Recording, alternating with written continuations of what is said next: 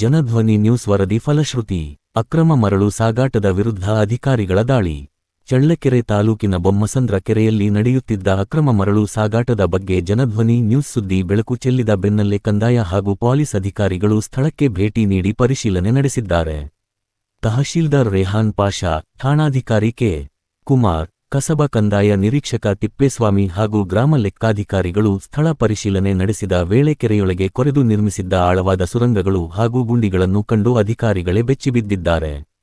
ಇದೇ ವೇಳೆ ಮರಳು ತುಂಬಿಕೊಂಡು ಬರುತ್ತಿದ್ದ 2 ಎತ್ತಿನ ಗಾಡಿಗಳನ್ನು ತಡೆದು ಮತ್ತೆ ಕೆರೆಯಲ್ಲಿ ಮರಳು ತುಂಬಲು ಬರಬಾರದು ಎಂದು ಕಟ್ಟುನಿಟ್ಟಿನ ಎಚ್ಚರಿಕೆ ನೀಡಿದ್ದಾರೆ. ಅಲ್ಲದೆ ಕೆರೆಯಲ್ಲಿನ ಸುರಂಗಗಳನ್ನು ಮುಚ್ಚಿ ಅಕ್ರಮ ಮಣ್ಣು ಹಾಗೂ ಮರಳು ಸಾಗಾಟಕ್ಕೆ ತಡೆಗಟ್ಟುವ ನಿಟ್ಟಿನಲ್ಲಿ ಕೆರೆ ಸುತ್ತ ಟ್ರೆಂಚ್ ಕೊರೆದು ಎಲ್ಲಾ ಮಾರ್ಗಗಳನ್ನು ಬಂದ್ ಮಾಡುವಂತೆ ಸೂಚನೆ ನೀಡಿದ್ದಾರೆ.